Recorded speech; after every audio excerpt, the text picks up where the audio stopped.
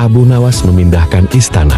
Suatu hari Baginda Raja Harun al-Rasyid sedang merenungkan sesuatu, tiba-tiba ia teringat akan kisah Nabi Sulaiman As yang mampu memerintahkan banyak makhluk menjadi bawahannya. Baginda Raja sangat tertarik ketika Nabi Sulaiman memerintahkan bangsa jin untuk memindahkan singgasana Ratu Balkis ke istananya. Baginda Raja kemudian mendadak ingin istananya berpindah ke atas gunung agar ia dapat melihat seluruh wilayah negerinya. Baginda merasa pekerjaan tersebut bukanlah suatu yang mustahil, jika ia dikerjakan oleh Abu Nawas. Abu Nawas dipanggil menghadap ke istana untuk sebuah pekerjaan besar. Ketika sampai di hadapan Baginda berkata kepada Abu Nawas, "Wahai Abu Nawas, aku punya sebuah pekerjaan untukmu dan aku rasa pekerjaan itu tidak akan mustahil bagi dirimu yang memiliki banyak akal dalam setiap permasalahan." "Apakah kiranya pekerjaan itu, ya Baginda?" tanya Abu Nawas. "Aku ingin engkau memindahkan istanaku ke atas gunung supaya aku dapat melihat seluruh isi negeri ini. Sanggupkah engkau melakukannya wahai Abu Nawas?" kata Baginda. Sejenak Abu Nawas terdiam tidak berkata apa-apa.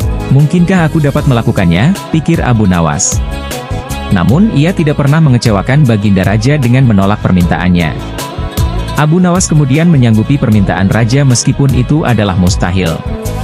Baginda Raja memberikan tempo 1 bulan kepadanya untuk menyelesaikan pekerjaan tersebut.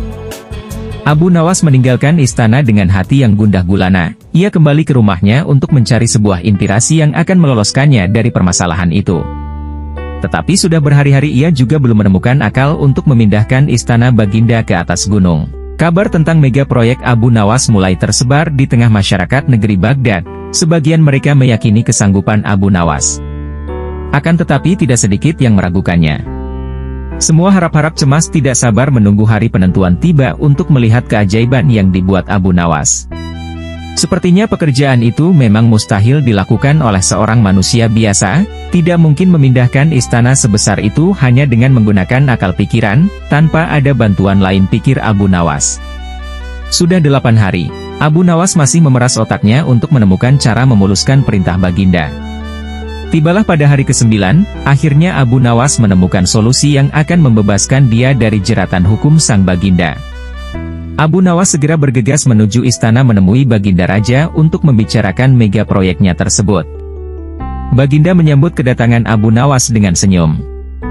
Abu Nawas kemudian berkata kepada Baginda, "Ampun Baginda, kedatangan hamba kemari untuk mengajukan usul guna kelancaran pekerjaan hamba." "Usul apa yang hendak engkau ajukan?" tanya Baginda. "Kurang 20 hari lagi kita akan melaksanakan Hari Raya Kurban. Hamba berencana akan memindahkan istana Baginda ini tepat pada Hari Raya Kurban."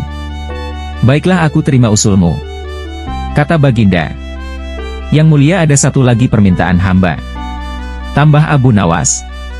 "Apa itu? Sebutkan," tanya Baginda. "Hamba ingin di Hari Raya Kurban nanti Baginda Sudikiranya dapat menyembelih 10 ekor sapi gemuk untuk diberikan kepada fakir miskin," kata Abu Nawas. Baginda menyetujuinya. Abu Nawas kemudian meninggalkan istana dengan wajah riang, pikiran tenang. Ia tidak lagi harus memeras otak untuk berpikir mencari solusi, kini ia hanya menghabiskan waktunya menunggu Hari Raya Idul Adha tiba. Hari Raya Kurban telah tiba, rakyat berbondong-bondong menuju lapangan melaksanakan sholat Idul Adha. Setelah sholat Idul Adha selesai dilaksanakan, tibalah saatnya menyembelih sapi untuk kurban, kemudian memasak dan membaginya kepada fakir miskin. Sholat dan kurban telah selesai dilaksanakan, kini tigalah giliran Abu Nawas untuk menyelesaikan tugasnya seperti yang dijanjikan.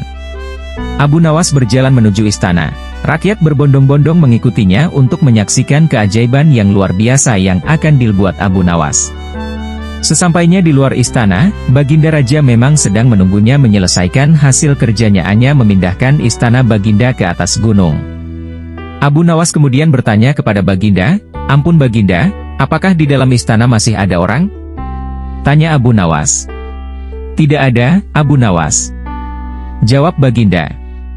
Abu Nawas berjalan beberapa langkah ke depan mendekati istana. Ia kemudian berdiri mematung di sana, seraya terus memperhatikan istana. Baginda Raja yang sudah tidak sabar dan merasa heran, kemudian bertanya, "Apa yang engkau tunggu hai Abu Nawas? Kapan engkau akan mengangkat istanaku ini?" tanya Baginda. "Ampun Baginda, hamba dari tadi memang sudah siap mengangkat dan memindahkan istana Baginda ke atas gunung," kata Abu Nawas. "Lantas, apalagi yang engkau tunggu?" tanya Baginda semakin tidak sabar. Pengawal istana kemudian bergegas memberikan isyarat kepada bawahannya agar bergerak cepat untuk mengumumkan titah raja kepada rakyat. Setelah itu, datanglah dua orang yang kebetulan pada malam itu ia juga kesulitan untuk tidur. Mendengar penjelasan dari pengawal istana, mereka berminat untuk mengikuti sayembara. Kedua peserta tersebut gagal membuat raja bisa tertidur. Cerita yang dibawakan dua peserta pertama justru malah membuat raja semakin sulit untuk tertidur. Hingga sampailah Abu Nawas yang menawarkan diri untuk mengikuti sayembara. Setelah dipersilakan, Abu Nawas mulai bercerita, "Baginda, dahulu ada seekor raja semut yang kurang kerjaan. Ia masuk ke kuping sebelah kanan seorang yang sedang tidur, keluar lagi, masuk lagi, keluar lagi. Kemudian masuk ke kuping kiri, keluar lagi, masuk lagi, keluar lagi." Raja kesal mendengar kisah yang dituturkan oleh Abu Nawas. Menurut raja, cerita Abu Nawas tidak menarik dan membuat raja merasa bosan sehingga ia pun menguap dan memiringkan tubuhnya membelakangi Abu Nawas. Perlahan, raja pun menutup matanya dan mulai tertidur. Pagi harinya, Abu Nawas masuk lagi ke istana dengan mengendarai kereta. 10 karung diangkat ke dalam kereta satu persatu. Penjaga pintu istana geleng-geleng kepala ketika kereta itu keluar pintu gerbang. Abu Nawas tertidur pulas di atas tumpukan karung emas dengan suara mendengkur yang keras. Demikianlah cerita hari ini dan kita lanjutkan cerita Abu Nawas di lain waktu dan jangan lupa subscribe ya geng dan semoga yang mendengar cerita ini selalu dirahmati oleh Allah Subhanahu wa Ta'ala. Akhir kata wassalam.